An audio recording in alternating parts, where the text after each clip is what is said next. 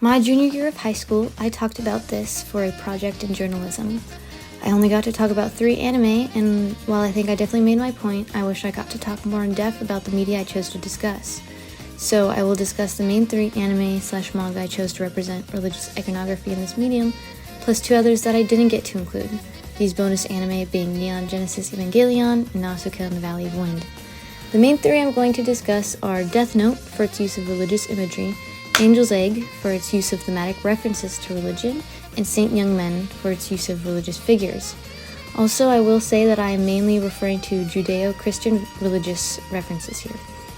These are just my interpretations of the select media. I will try to be as objective as possible, but I do want to preface this by saying, again, this is my interpretation of what we're talking about, as well as my interpretation of religion as a thematic topic.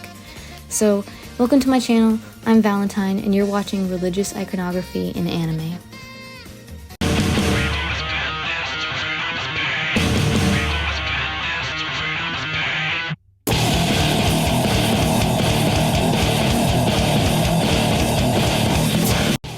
In my journalism project, I mentioned Light's God complex as part of my article.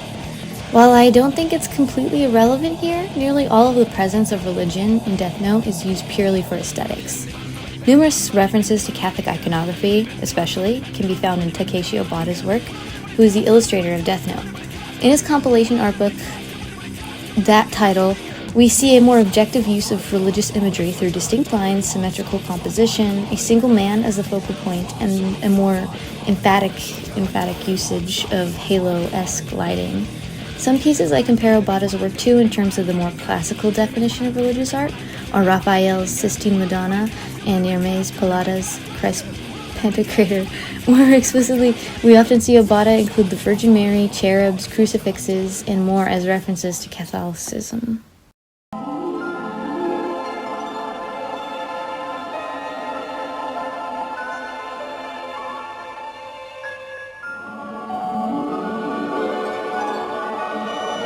Mamoru Oshii is probably most well known for directing Ghost in the Shell, and while I see it referenced a lot online as anime movie recommendations that aren't Studio Ghibli or a silent voice, I can't say I've met anyone else who's actually watched Angel's Egg, because, oh my god, Oshii said in an interview that during this time in his career he was really struggling with his faith.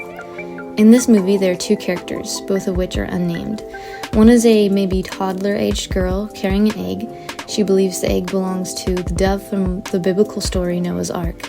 The second character is an older boy. He retells her the story of Noah's Ark, but changes the narrative so that Noah and his family never found land and were stuck on the ark for so long that they forgot who they were. The girl, in her blind faith, refuses to believe him. She leads the boy to where she found the dove's corpse. When they arrive, it's revealed that it's not a dove, but the colossal skeleton of an angel.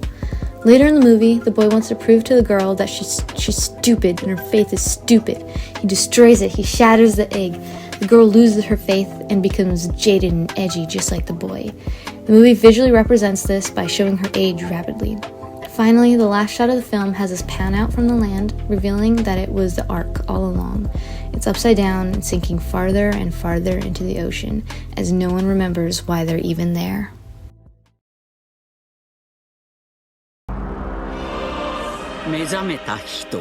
Buddha, 神の子、イエス。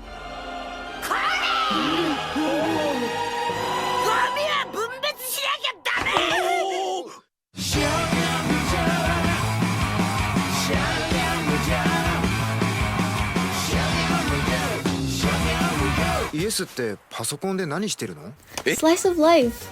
What an interesting genre! For our last main entry in this video, I want to tell you about a slice of life where Jesus and Buddha are roommates, but more importantly, best friends. Talk about tonal whiplash! Oh my gosh! TV Tropes labels Saint Young Men as an affectionate parody, and I could not agree more. Saint Young Men doesn't even attempt to comment on either religion involved. If anything, it's saying that these cultures can get along, work well, and just enjoy life in Japan together.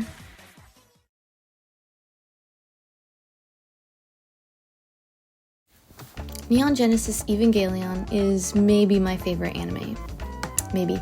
The religious imagery in this series is a little arguable in the fandom. Yoshiyuki Sadamoto, who's the creator of the manga, famously said that the Christian references are just for looks, bro. Christianity isn't as recognizable in Japan, so when they see a cross, they don't immediately think, oh wow, Jesus. However, in my personal, biased, subjective, personal interpretation, this works so well thematically. A lot of Evangelion has to do with daddy issues. And isn't religious trauma the ultimate daddy issue? God's like everyone's dad. Nausucaa, the Following Wind, she's Jesus. Also, I don't think this was intended, but in most scenes, Nausicaa's costume has a triadic red, yellow, blue color scheme, much like Jesus in many religious art pieces. So, through the many ways cultures interpret religion, Japan has seen a multitude of manga and anime take on the topic, ranging from a dreary art house film about losing your religion, which made me cry so hard I thought I might puke, to a lighthearted serial manga about Jesus and Buddha just hanging out, being bros. Please like and subscribe so I can fix my terrible subscription ratio. Please let me know if you want more videos in this format, and thanks for watching. Have a nice day!